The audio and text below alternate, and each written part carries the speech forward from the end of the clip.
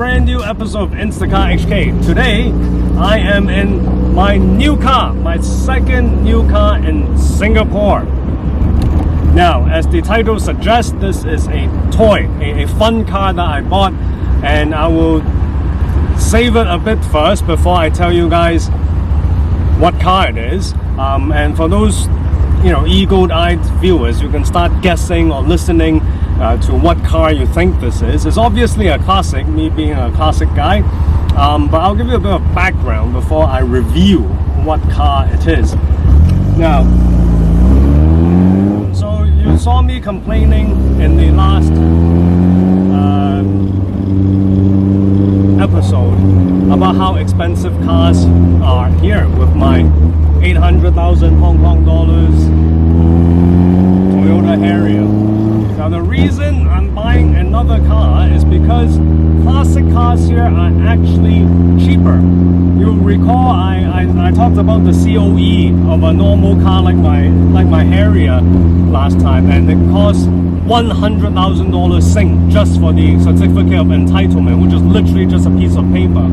Fortunately, however, in Singapore they have this thing called the classic car scheme here, where the COE for classic cars are only 1/10 of the normal price. So if the COE now is 100,000 Sing, for a classic car it's only 10,000 Sing dollars for 10 years. So that's about 60,000 Hong Kong dollars for 10 years, which is a lot more humane. The only thing you have to give up is, with a car under the classic car scheme, you can only use it a maximum of 45 days a year, which frankly is quite more than enough, considering 45 days a year is close to 1 day per week. So for a classic car, for the Singapore weather, it's really quite enough. So now back to this car. So very early on I knew I wanted a classic car, and this is a 1965 car. And like Hong Kong and Singapore, you can import old classic cars, and a lot of people do that. A lot of people import old classic cars, but I wasn't that comfortable to just look for a car on SG Carmart, which is their equivalent of 28 car, because like Hong Kong, there can be some dodgy dealers, there can be some dodgy cars imported from the UK, rust buckets. So I really didn't bother looking online for a classic car. Instead, I was asking around my few car friends here to see if they know anyone. And fortunately, a good friend of mine here introduced me to the owner of this car, who's a local car collector. He has a lot of nice cars and nice classic cars, who actually owned this particular car since 1984. So 40 years he had owned this car, lots of fond memories.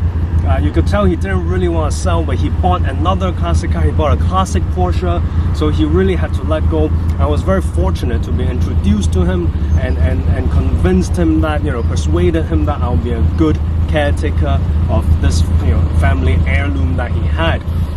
So after we came to a preliminary agreement, I brought the car back to the garage where this car is serviced, and had my mechanic Matt from Auto Aficionado in Hong Kong do a FaceTime PPI with me, pre-purchase inspection.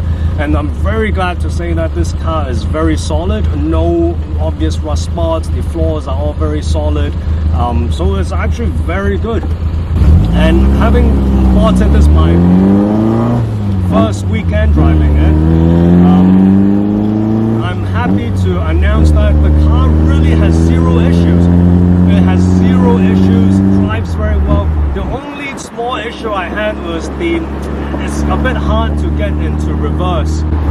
But other than that, it's really been perfect.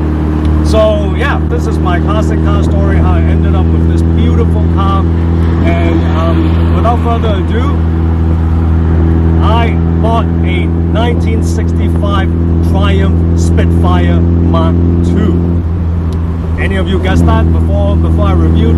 Well, you let me know.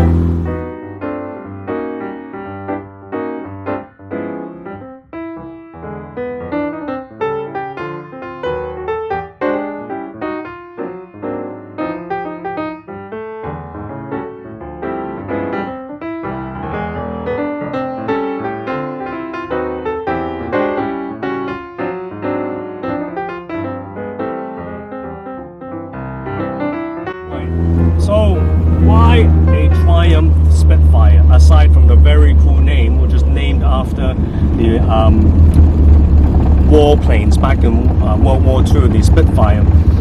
To be honest, I did look for or plan to buy a classic car for the sake of buying one, because you know, although Singapore is not the best place to buy cars, I do need my own toy, right? I can't just live with a Harrier forever.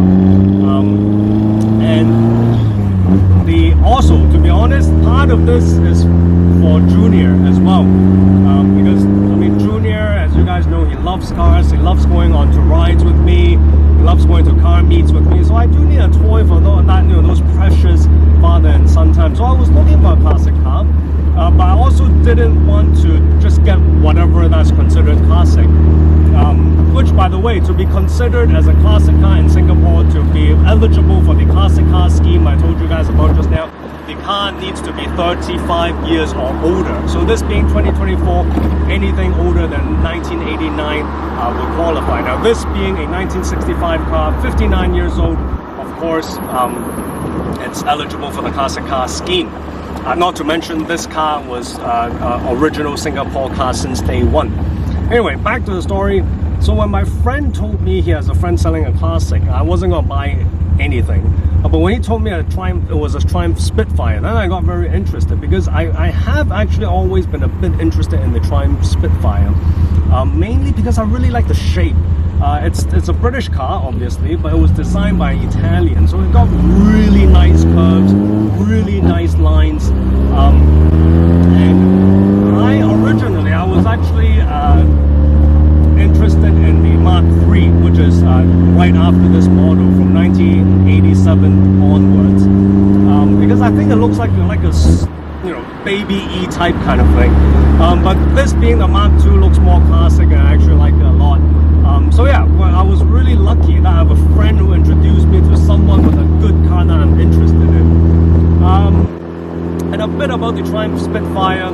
The Triumph Spitfire is actually based on the Triumph Herald. The Triumph Herald is more of a saloon car, and then Triumph at the time wanted to get into the small British roadster market with the MG Midget, with the Austin Frog Eye, and all that. So they used the Triumph Herald as a base, cut the wheelbase shorter, and then produced this beautiful, you know, put on this Italian design body on it, and produced this beautiful small British sports car.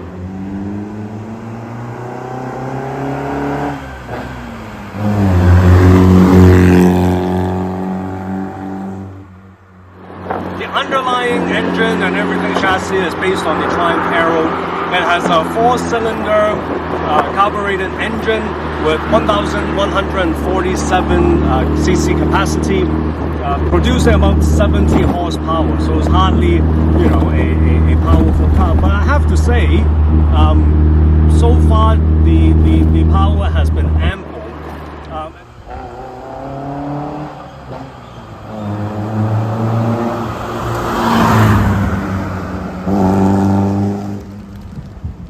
As you can hear, it's quite it sounds quite good, feisty car.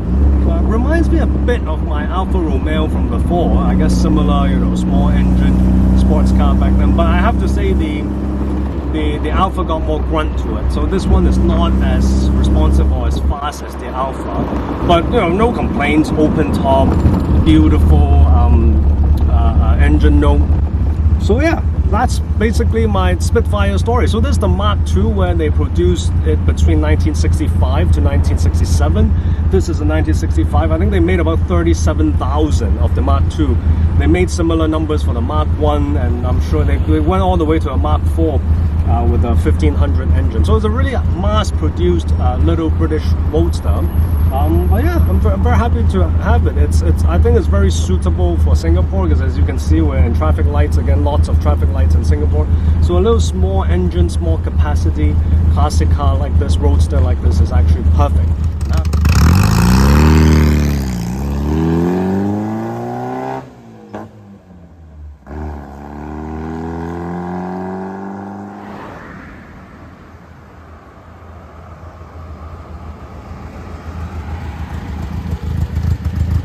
Right, so after a drive, I found a quiet car park to park the car down and quickly, run through bits of the car to you, particularly with this bonnet open. I always wanted a clamshell bonnet opening car.